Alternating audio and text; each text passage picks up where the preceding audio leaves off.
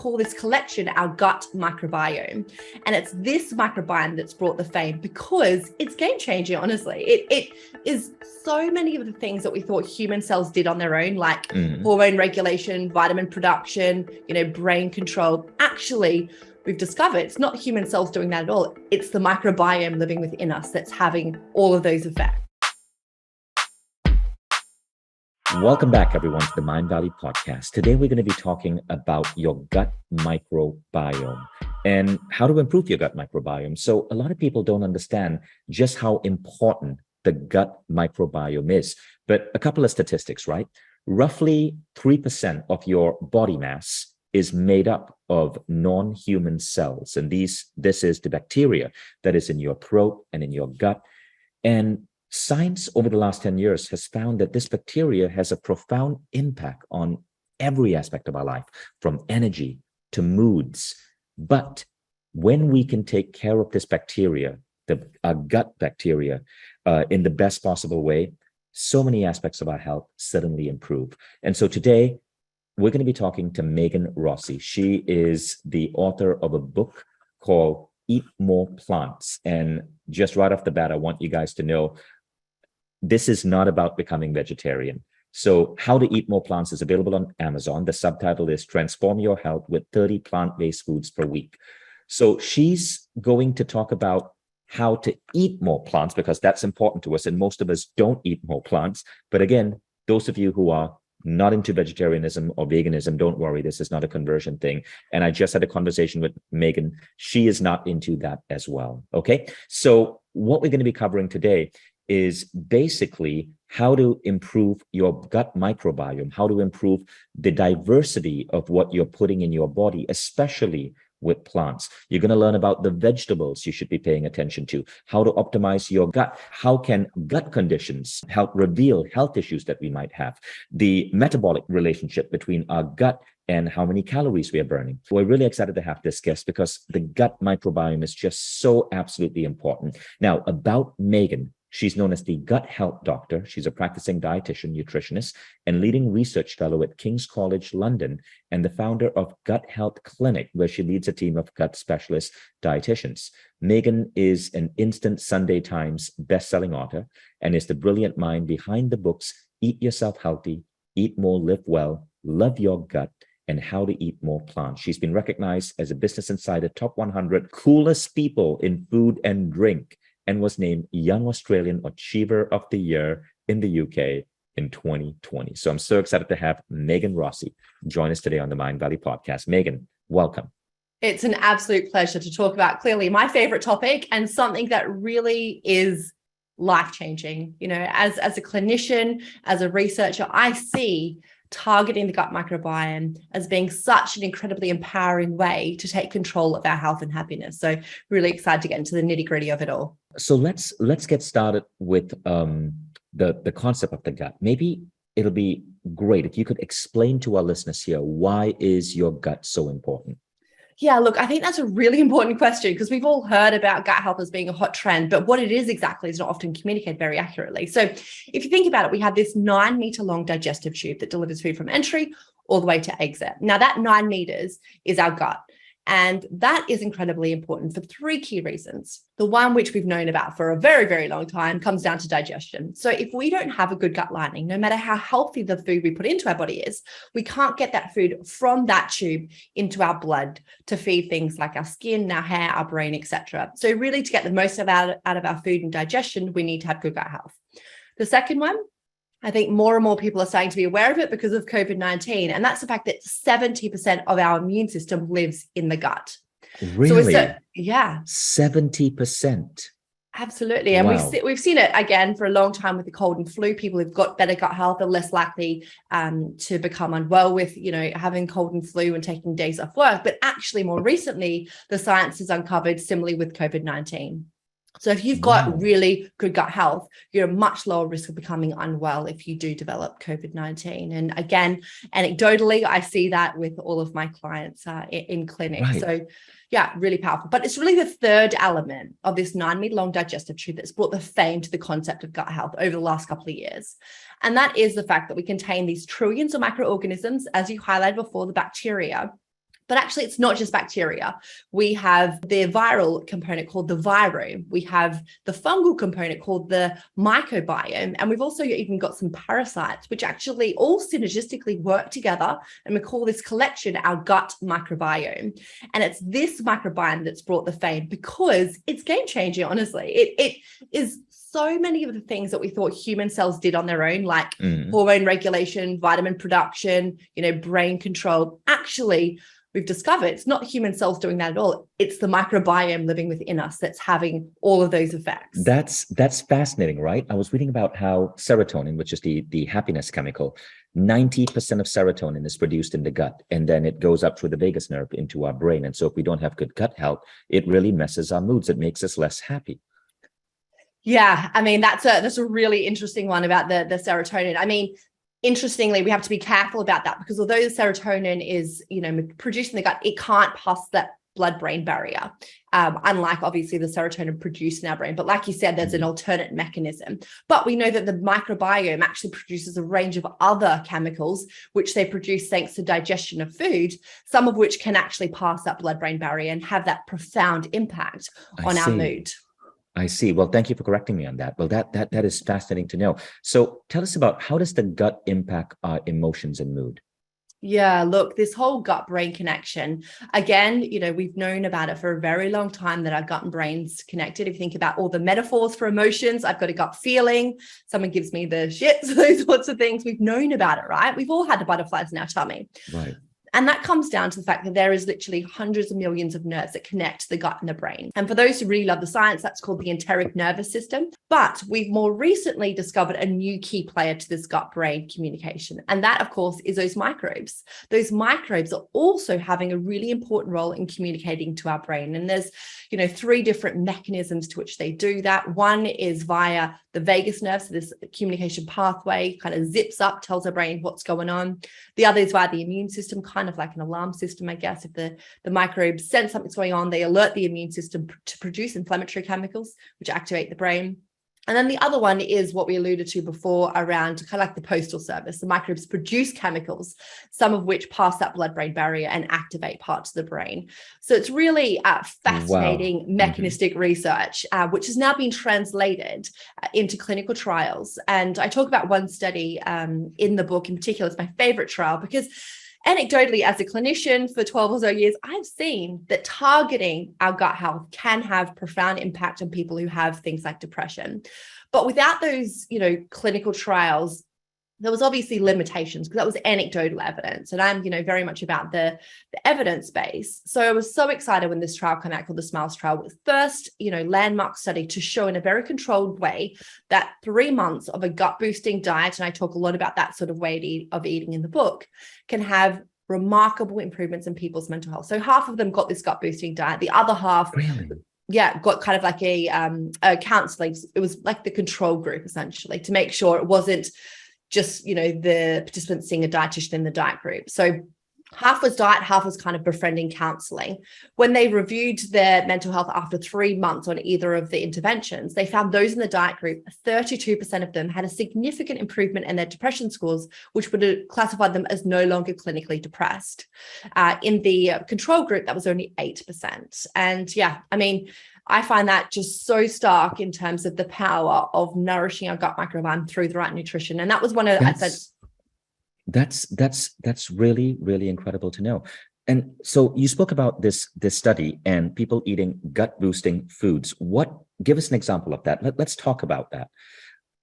Yeah. So when I was writing the latest book, How to Eat More Plants, from the first book, everyone was like, okay, great. I've got my gut symptoms under control. It was very much about getting on top of IBS and bloating and all those things, which affects about 30% of people. And they're like, okay, but now I know that my gut microbes are important for things like my hormonal health, my mental health. So how do I eat for that? So I kind of hid myself away during COVID, during the pandemic, and tried to pull together all the research to understand what are the key principles. And I came up with these 5 key principles, which the science shows that following that is really the optimal way to maximize your gut health and reap all those benefits that, potentially we have. I love this. So the 5 principles for optimizing your gut health. Is this what you're going to take us on right now? Absolutely. So it'll be interesting to see which ones you think you currently apply in your own life and which ones maybe you need to work on a little bit more. So the first one is mostly plants, but as you alluded to in the intro, that doesn't necessarily mean only plants. The foundations of our diets absolutely need to be based on plants because of these key nutrients which nourish our gut bacteria. So essentially our bacteria and our microbiome's favorite food group is plants. So mostly plants, but hey, you know what? If you enjoy animal products, layer them on top of that. It's up to you. And that's where I think this area of personalization comes through, where you can have incredible gut health, but still eat animal products. And I'll talk more about, I guess, the mechanisms of that. And I know you've got a strong opinion on that. So that's the first one. Enjoy mostly plants. Doesn't necessarily need to be only plants. The second one is diversity all the way. And I think this is a fairly new concept that hasn't necessarily been embedded into our guidelines. Because for a long time, we've known plants are healthy, right? But this concept of diversity hasn't come through until we've discovered the research around the microbiome, which shows people who eat more different types of plants have better gut health than those who eat the same plants on a repeat. So I think this is an important one where this study actually looked at vegans versus omnivores. So with the vegans, obviously plants only, omnivores still ate plenty of plants, but also ate animal products as well. And what they showed that being vegan or omnivore didn't dictate if you had good gut health. The key principle of those diets was actually that plant diversity. So where I say diversity of the way, I recommend getting in 30 different types of plants per week, which come from what I call the Super Six. So there are 6 different plant-based food groups. I'm not going to quiz you. Don't worry, I can see the fear in your eyes. But you've got your whole grains, you've got your nuts and seeds, you've got your fruits, your veg, your legumes, your beans and your pulses, and your herbs and your spices. Now, each of those 6 categories actually provides our gut microbiome with an array of different types of plant chemicals, things like these phytochemicals, which we can't actually necessarily put into capsules yet. So we actually need to be getting all of those Super Six to really maximizing the nutrition that our gut microbiome really needs to flourish. And again, I like people to reflect on their own diets. Have you had something from the Super Six today? The vast majority of us, even if we've got a very healthy diet, haven't, because we've been told we have to have fruit and veg and maybe some whole grains. We've kind of forgotten about the other 3 really important plant-based food groups which offer like a whole host of tens of thousands of plant chemicals which Mother Nature has hanging over us. We can't manufacture on our own and feed the gut microbiome. So that was the second one. The third principle is about going for whole, not refined. And I think this is another important principle. As we know, veganism has been really trending. And with that, food industry has followed it and have made a whole lot of these ultra processed versions of these vegan burgers and vegan sausage rolls and all the rest of it. And actually, do you recommend those products like Impossible Burger? No, I don't. That's this whole concept of going for whole and not refined. So what we know, the more refined the plant is, the more goodness that's been stamped out of it. And therefore, actually, the end product doesn't have all those amazing phytochemicals because the processing kills them. Therefore, when we eat them, they're not having that health benefit. So, instead of having these ultra processed burgers, in the book, I've got recipes to make, 15-minute chickpea burgers that are really simple and are so nutrient dense. The other thing about this concept of going for whole, not refined, is the fact that some of the research that we're doing at King's College in London at the moment is based on food additives. And what we're seeing based on some of the pilot studies is actually some of these food additives, which although they've been regarded as safe, actually are thought to have negative impacts on our gut microbiome. And that's because when they were going through all the safety testing, that was before we understood about the importance of our gut microbiome. So in particular, we're looking at a group called emulsifiers, and there's 60 different types of emulsifiers. And we did a review and they're found in about 30% of all of the foods we eat on a daily basis. So we're all getting exposed to a lot of emulsifiers.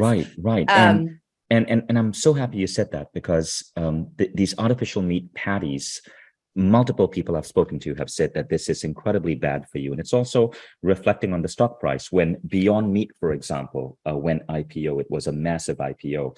And now their stock price has fallen from 150 to about $14.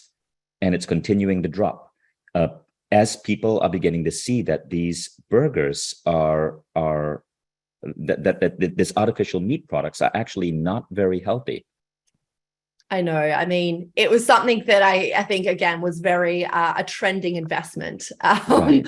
Yeah. And if, people had kind of done the research with some of the unbiased researchers, it probably would have saved them quite a lot of money. Right. So what you were saying, so let's repeat the first 3 points again. Point number 1 was, the first key idea was? Yeah. Mostly plants.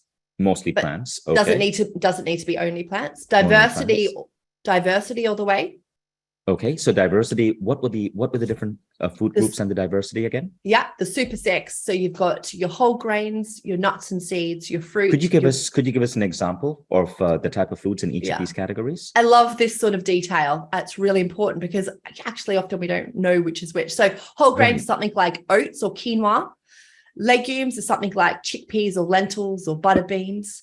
Where would rice fall? Rice would be under whole grains? So it depends what sort of rice. And I think this is where, in the book, we talk about that third principle of whole, not refined. And, even things like bread, although it may come from a whole grain, it actually still is very processed.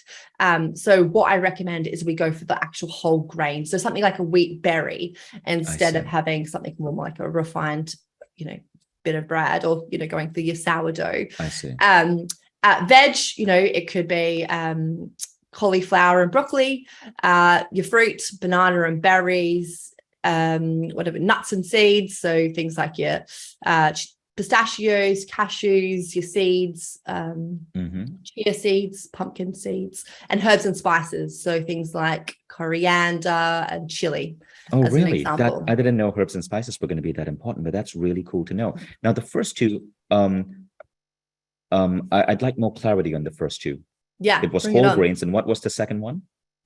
The legumes. Legumes. Okay, so legumes would be cashew nuts. Would that be a legume? No, that would come under your nuts section. Okay, because I know it's not really a nut, right? Yeah, I know. I mean, if we get into the botanical family, can be a bit more legumes would be beans. Legumes would be beans and stuff. So what about just basic white rice that is so common in Asia? Yeah, so it wouldn't be included in the super six. So it wouldn't. And why is that? Are you saying rice is bad? Not that it's bad. It's just that it has been refined and therefore it doesn't contain all of the potential health benefits that it could have if it wasn't. So, and that's the third key idea that you're talking about, right? Yeah. Where you whole can and not refined. Yeah, exactly. Okay. So that now it's starting to make a lot of sense. Let's go on to that third idea, what you were talking about previously. Yeah, so the whole, not refined, and like I mentioned, that really comes back to the concept of not missing out on the potential health benefits of these plant foods. Are more refined, therefore a lot of the health benefits have been taken away. Plus, we actually tend to see added in food additives in these refined products, like I mentioned, those emulsifiers. So I recommend where we can is having the whole version. Yeah, it's crazy. It's crazy what we're doing to our food. As you're talking, it reminded me of this picture I saw on Reddit. It was a guy who'd gone to a grocery store to buy strawberries. And what he found is that when he put these strawberries in a napkin, the red would come off. They basically spray painted the strawberries to make them redder so that more people would buy them. Yeah, it's so interesting. And what we've actually seen in some of the research that a lot of these slightly bruised fruit and veg, which we've discarded because we've got this obsession with perfection, in terms of the plant world, actually they contain more of these things called these polyphenols. And that's because when a plant undergoes, struggle, actually it increases the production of these polyphenols, which essentially are like fertilizer for our gut bacteria. So we really should be actually starting to embrace these types of, slightly bruised or, wonky fruit and veg in our diet because they're slightly more beneficial in terms of those polyphenol content. So yeah, another reason to not waste food that might look not as perfect as, we've been led to want. Now, the fourth principle, I think you'll be happy to know, this is where the white rice comes into play. And that's the concept of inclusion, not exclusion. So what I certainly seen as a clinician is as soon as you're told that you can't have something in your diet, you fixate it on it and you want nothing but it. So the concept of inclusion, not exclusion, is you just add in these diverse ranges of plants. And I'm not saying you can't have your favorite food. If, you really love white chocolate, which is what I love, absolutely go for it. Just add in your plants to it. And actually, in terms of the scientific research around gut health, it's the same sort of principle. We're showing that actually the power comes from adding in. Yes, if you want to have some red meat, completely fine. Yes, red meat doesn't feed your gut bacteria, but if you want to have it because you enjoy it, you can still live to a century plus, as long as you're also adding in those plants. So that concept, I think, is one which really builds a healthier relationship with food and makes sure that this way of eating is more sustainable. I see. That's beautiful. Let's go on to the next point. Yeah. Final one is taste, pause, and enjoy. And this really, I guess, has been stolen from the Mediterranean way of eating and, all of the blue zones where you see them really embrace kind of meal times as a really special part of their day. And, we certainly see that it's not just about what you eat, but how you eat can have an impact on things like digestion. If you're struggling with particular things like bloating and altered poops and stuff like that, actually not necessarily focusing on what you're eating, but the how you're eating, the chewing the 30 times, because actually digestion begins in the mouth, not only physically, but we have the enzymes in our saliva, which start to chemically break down the food. So starting to get people to re-engage in their relationship with food, talk to friends and family, like mealtime should be something special. And one of the studies out of the UK showed that I think most families have spent meal times together. It's like 18 minutes or something like that. Where in the Mediterranean, where they've got much healthier relationships with food, their meal times go for 2 hours or so. So it's about thinking of how we can really maximize our, eating occasions with friends and family. And, in turn, that really does support healthy digestion and happier gut microbes. I love that. That is such an incredible list. Okay, so the first one is eat more plants, but it doesn't have to be exclusively plants. The second one is focus on the diversity, the diversity, and you suggested fruit and veg, nuts and seeds, whole grains, beans and legumes, herbs and spices. Did I leave anything out? Nope, the super six. Yep. That's the super six. Now, the third one was go for whole foods and not refined or processed foods. The fourth was, tell me the fourth again. It was all about inclusion, not exclusion. Inclusion, not exclusion. Yeah. And the final point was? Pause, taste, and enjoy. Right. Mindful how you eating. eat. Yeah. Love that. I love that. So I'm curious on a couple of things. The first question is, what are your views on intermittent fasting or on fasting mimicking diets? Yeah, look, I think this whole world of, fasting very much is personalized. What I would say is that most of the studies which have shown increase in longevity on following fasting has come from animal studies. So I do caution people taking this as gospel, because what we see is that the vast majority of animal studies actually don't translate to human studies, because we're a whole different beast, as well as our gut microbiome is also very different. So that's the first, piece of advice. I would say that, actually fasting, going through different, there's obviously different types of fasting. You've got the 2 and 5, you've got the time restricted eating, all of those sorts of things.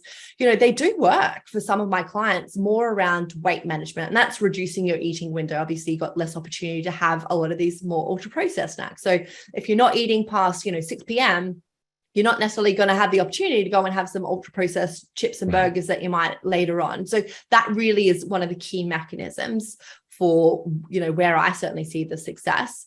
I would say in terms of the data, we know that having at least a 12-hour fast overnight is important for our gut microbiome to kind of regenerate the intestinal lining.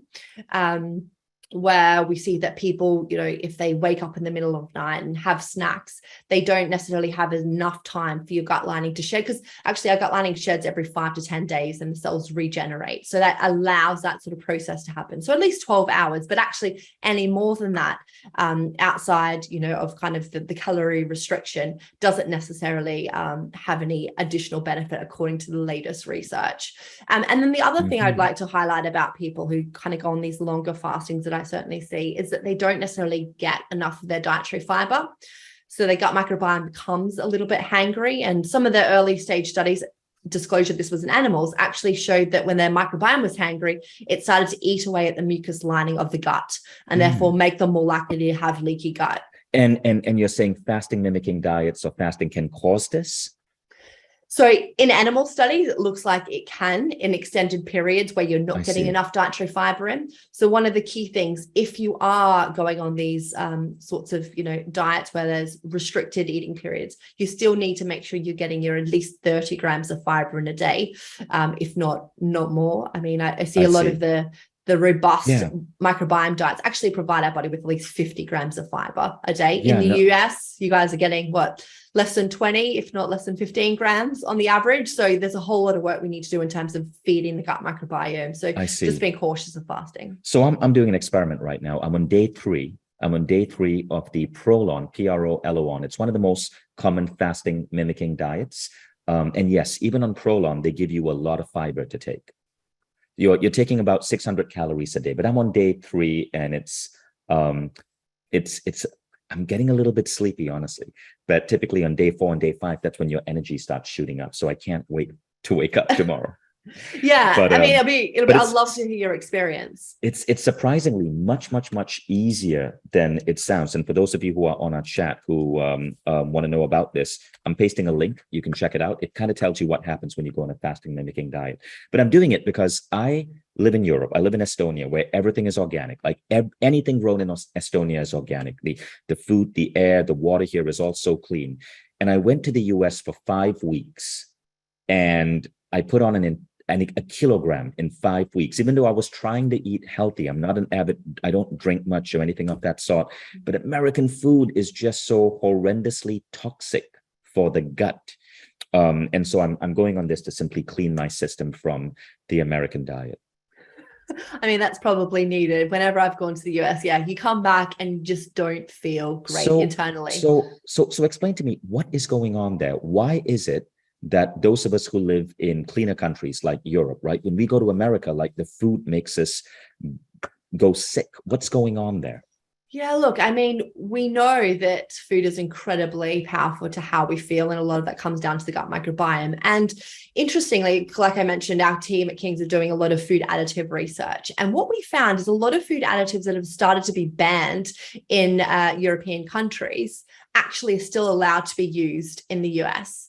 So this is just one hypothesis coming through, where actually maybe some of the food additives may be having a negative impact. And then if you look, I guess, at, the nutrition profile of a lot of the convenience foods, even if you are trying to avoid them, some of them, are high, like the bread, much sweeter, right? The breakfast cereals, even the healthy ones have got extra sugar than they do in the UK. And there's been a number of studies kind of showing that, similar with salt and those sorts of things. So it's the nutrition supply is certainly something to be reviewed in greater detail. Yeah, America has really horrendously bad anti-consumer regulation regarding food. So here's a really cool thing that I want you guys to check out. There's an Instagram account called Food Babe. I'm just pulling it up to make sure that it's correct. And the Food Babe, Vana Hari. And what she does is she exposes how food companies manipulate you. And she just did a post called "This Makes My Blood Boil." And you'll see it on Vana Hari Instagram, the Food Babe. And she's basically comparing the nutritional value of American food and the similar product in Europe, right? Like American peanut butter and then European peanut butter. Same brand, but what you find is that the European one is actually healthier than the American one. The American one is filled with chemicals. There was also a video on YouTube I recently saw, which revealed that American bread is not technically considered bread in Europe. What Americans think they are eating as bread is not bread. It is a bunch of chemicals that has been mashed together, and it is illegal to call it bread in Europe. It's fascinating how awfully bad the American diet is. And for people who are freaking out about that, what you can do is, make your own, essentially. Try where you can, go those whole foods and make your own burgers from scratch. I know it's tricky because we're all really time poor. But it is something that I think the US needs to review. So advice for Americans, because most of our audience is Americans. Where should they shop? What should they be paying attention to? Yeah, look, I mean, I'm from Australia. You may have picked up my Australian accent. I grew up on a farm, so it's very fortunate from that perspective to be able to grow a lot of our fresh fruit and veg and produce. So what I would recommend is going to wherever you can get the whole fresh food from. So things like, Whole Foods. I know it can Whole be quite Foods is great. expensive. Yeah. But I'm sure that there's kind of alternatives, as well as Yeah. local markets, local food markets. Find out wherever you can, see people growing their own veg and try, get a syndicate together, and someone might be growing the peppers, someone might be growing the cucumbers, someone doing the apples, and seeing if you can switch, if you've got that as an opportunity. But yeah, fresh is going to win out. So if you shop at Whole Foods, it's about 20 to 25% pricier than a regular grocery store. And I know that can seem painful, especially in today's economy with high inflation. But here's what you got to remember. Regular grocery stores in America and the companies that supply them are constantly in battle with each other to lower and lower and lower prices. And how they lower prices is by substituting with cheaper, unhealthy ingredients, but also putting in ingredients that actually make you want to eat more. And so when you want to eat more, they make more money. And so even though you may be paying 20 to 25% more for organic, real foods at Whole Foods, what's likely going to happen is your overall grocery bill may not be as high, because those foods actually fill you. They fill you with nutrition. They fill you with nourishment. They aren't engineered to make you continuously eat and eat and eat and eat and eat. I'm sure you guys have heard the story of the American muffin. In the 1980s, the American muffin was about this size, right? It's about, it's something you could easily just completely wrap in the palm of your hand. Today, the muffin is 4 times that size. And food and the sizing is continuously going up, because these companies make more money the more they get you to eat.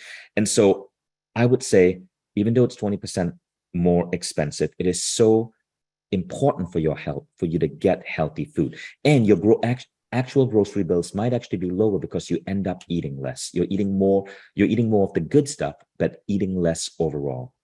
Yeah, look, absolutely. I mean, there's been research out there looking at food additives, in particular sweeteners. For example, they're in a lot of the products that, are found on a day-to-day basis. In fact, in the UK, it's really hard to get a cordial without these sweeteners in it, like sucralose and aspartame, because the government's put this mandate on trying to reduce down high sugar foods.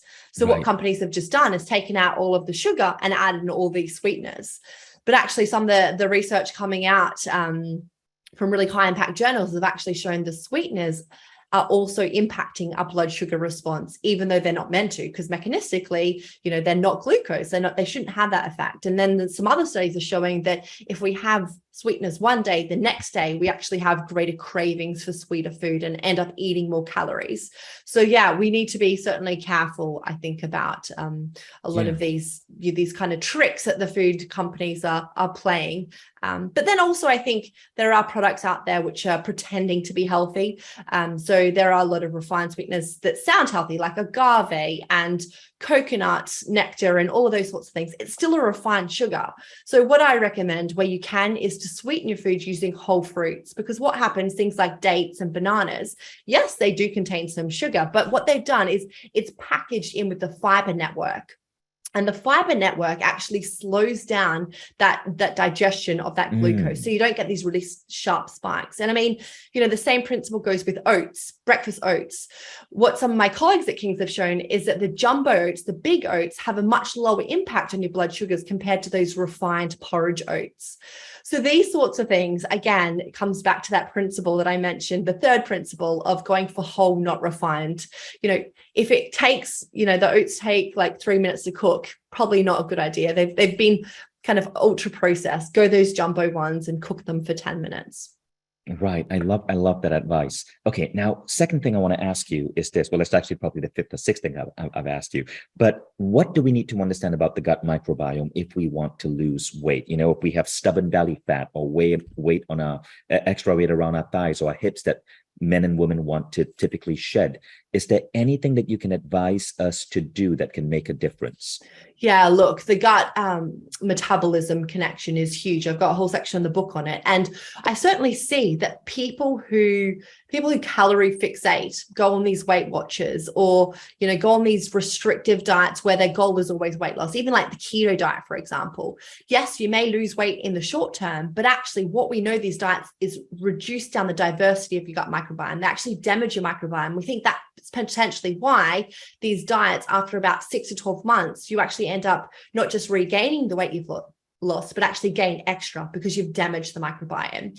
So the microbiome is really important in producing these chemicals that help regulate our appetite, so leptin and ghrelin, as well as helping the glucose release in our body. So things like our blood sugar regulation, all those sorts of things. So what I would recommend, and I see the most success with, is again, moving away from this, calorie fixation and going for these low calorie bars or these keto bars, and actually trying to just go whole and fresh where you can. So getting in those super six, that diversity, getting in your 30 different types of plants across the week. Guys, I know it sounds, different. So you're not fixating on portions and counting your portions, but this really does lead to long-term weight maintenance and even weight loss, if that's your goal, because the gut microbiome needs to be fed those super six, which contain the fiber. They produce these things called short chain fatty acids, which regulate your appetite, regulate your sugar and your fat storage throughout the body. So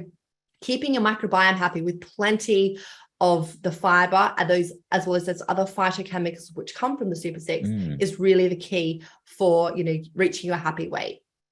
That's awesome. Thank you for that advice. Now, the next thing I want to ask you is what are your and I'm really glad you said what you said about diets. But now I want to ask you this. What are your thoughts of customized supplements like Biome, companies like Biome that customize supplements to your unique gut microbiome?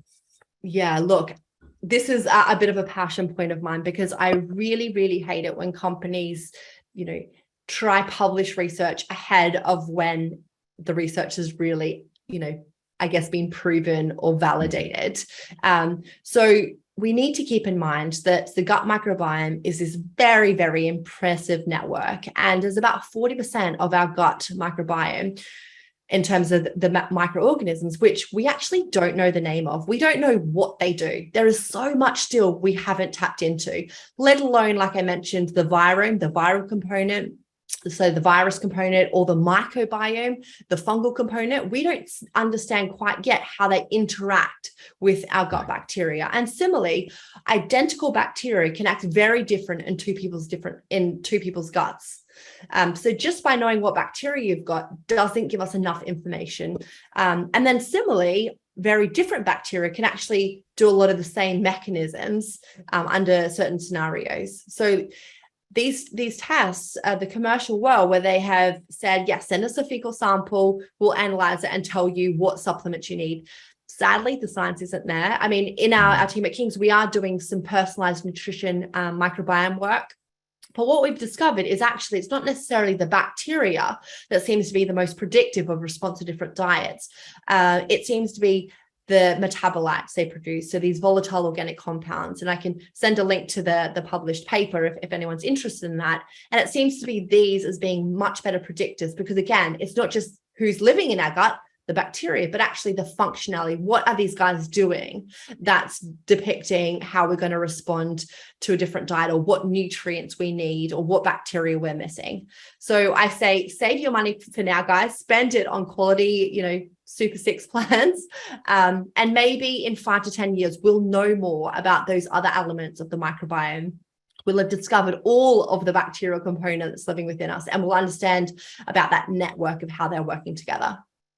Awesome. Thank you so much, Megan. So I want to give you guys a couple of websites where you can go to learn more about Megan Rossi. So firstly, her Instagram is The Gut Health Doctor, The Gut Health Doctor. And it's the same for her Facebook. Her Twitter is The Gut Health Doc, and her website is the guthealthdoctor.com.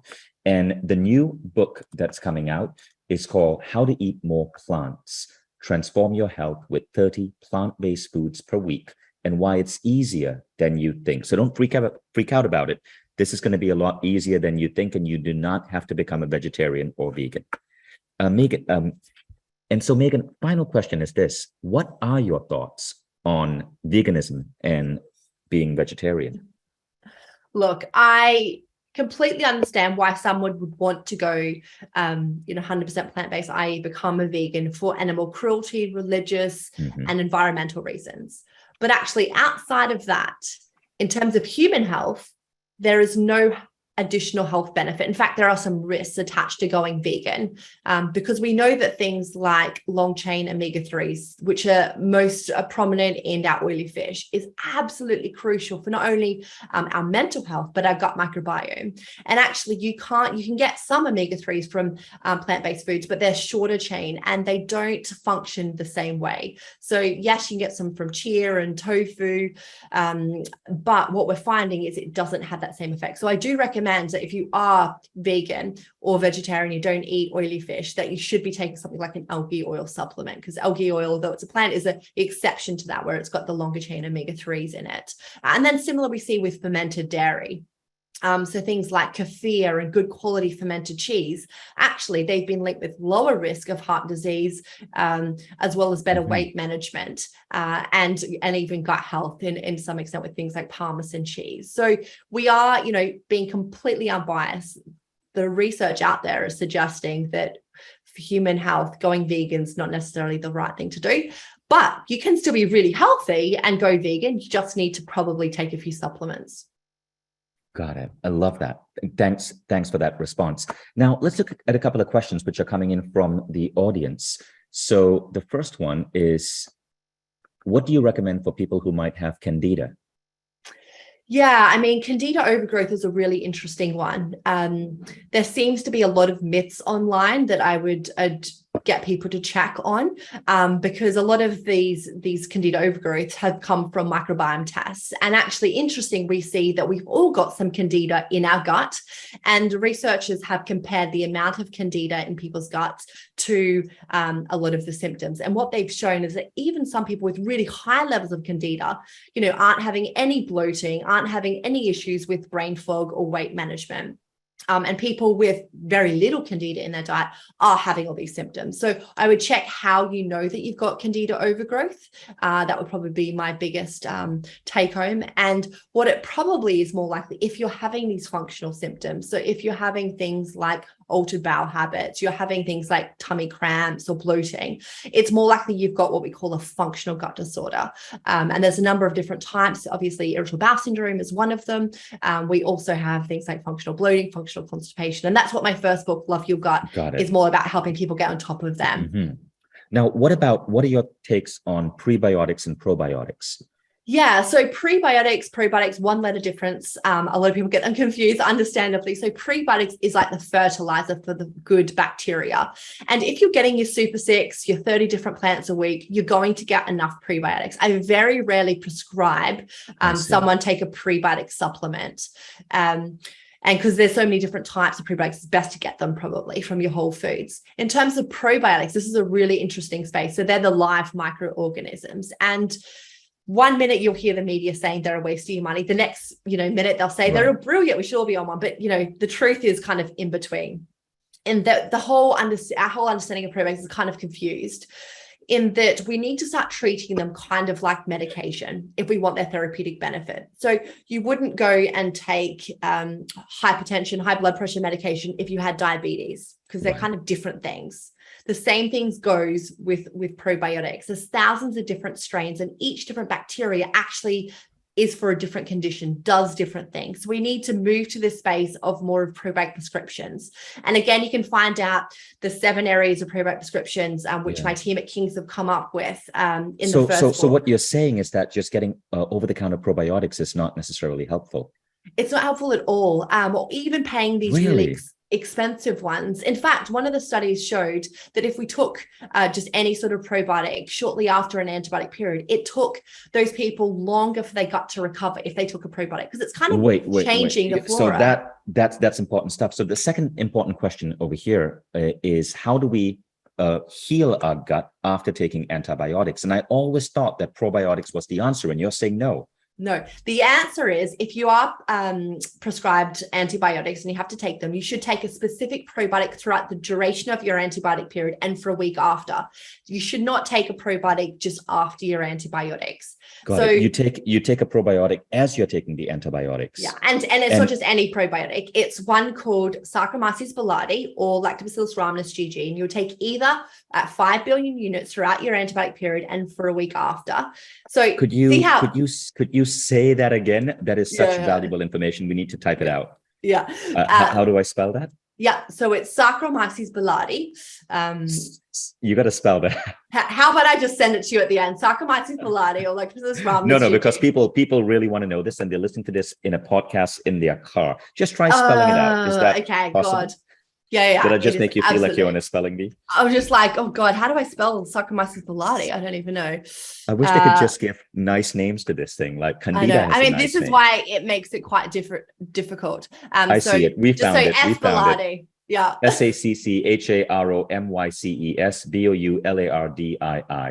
Saccharomyces boulardii. So this is the boulardii. Got it. So you said take Saccharomyces boulardii. So that's one option, or Lactobacillus rhamnosus GG. Just say LGG for that one. Okay, LGG. Okay, LGG. Okay. So you take either or 5 billion units. Got it. Okay, this is super useful. Yeah, so that's what these probiotic prescriptions that I mentioned in the first book are. They're a review of all of the science out there, and we've uncovered the 7 areas where there's good scientific evidence to take a specific probiotic. And we talked to you about obviously the names, the dose you need to take it at, the duration you need to take it at, and how to take it in the fasted state or with food. Now, I know a lot of people thinking like, God, that sounds so complex. But guys, if we want the benefit of probiotics, the therapeutic benefit of probiotics, we need to treat them that way. There's no point just taking any. You're wasting your money and actually could be having a negative impact on your gut bacteria. Got it. So don't worry. So prebiotics, you don't have to worry about them if you're doing the 6 categories of plant-based foods that you spoke about. And then do not bother with probiotics. There's no scientific evidence for them. But if you are on antibiotics, do take Saccharomyces boulardii or LGG. And you type in LGG, you'll find it. It's called Lactobacillus rhamnosus. Take that with your antibiotics, not after your antibiotics. Yeah. And like I said, there's 6 other occasions where there's good scientific evidence to take a probiotic. So irritable bowel syndrome is another one, constipation is another one, ulcerative colitis is another one, etc. And you can find more about that in the first book. But outside of those areas, like I said, there's not enough clinical evidence to say it's worthwhile. We don't have the right combinations of bacteria to show health benefits yet. I think in the future, we'll have more areas like psychobiotics, specific bacteria for mental health. That's a really interesting space, but we don't yet have enough evidence for one specific kind of type of strain that has that benefit yet. Awesome. That's fantastic, Megan. So Megan, the final question is this: is there a gut autism link? There is a link. In terms of what the direction of that link is, we're not quite sure. We know that people with autism seem to have lower diversity of gut microbes and have a different kind of range, but we don't know if it's a chicken and the egg. Is it because people with autism seem to have a more refined eating pattern and they're more fixated on certain foods? Or actually, is it that there is a microbiome root to it, a cause to it? So the microbiome is being disturbed for whatever reason, particularly maybe through pregnancy, and that has then predisposed someone to autism. We don't quite know that yet. And more research needs to be done, but certainly, if we can help kids, with autism, get their super six. I know they're really, they struggle with getting in diversity because they can be quite fixated on food. But if you can, see a specialist dietitian who can help, broaden the diet up, it really has had some pretty profound benefits in clinical practice that I've seen. What about, I've also read about links between root canals and the gut. Is that a real thing?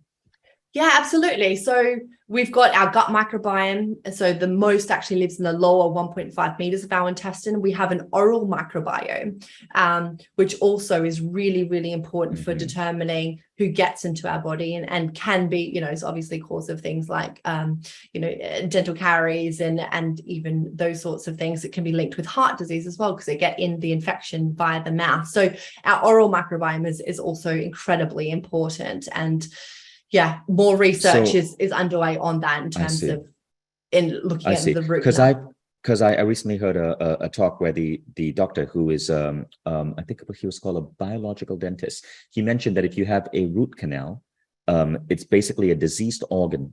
Your tooth is dead. It's basically a diseased organ in your mouth, and that's going to become like a cave for bacteria, which will ultimately link to your gut and can cause severe chronic illness. Yeah, is this something you believe in?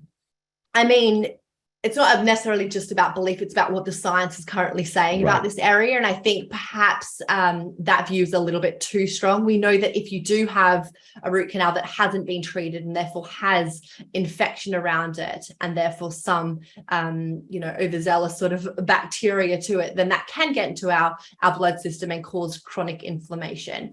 But I wouldn't want people to freak out if they do have a root canal where there is no infection about it. Got it. It's so only if there's an infection. Exactly. But we do that's know, fantastic. Yeah, people who have more likely to get gingivitis and things like that, gum bleeding, a high risk of having heart disease via that link. So oral microbiome is really important to look after, as is our skin microbiome. I mean, we could chat for ages. We've got billions of bacteria on our skin. So Megan, thank you so much for joining us in the Mind Valley podcast. This is the end of our interview. This is so insightful. The audience and the comments are going wild. And you can find out about Megan by going to her website, which is theguthealthdoctor.com, or following her on Instagram, again, The Gut Health Doctor. And you can also get her book, How to Eat More Plants, on Amazon. Megan, thank you so much. It's been an absolute pleasure. Thanks for everyone for listening in. Take care, guys. We'll see you in the next episode of the Mind Valley podcast.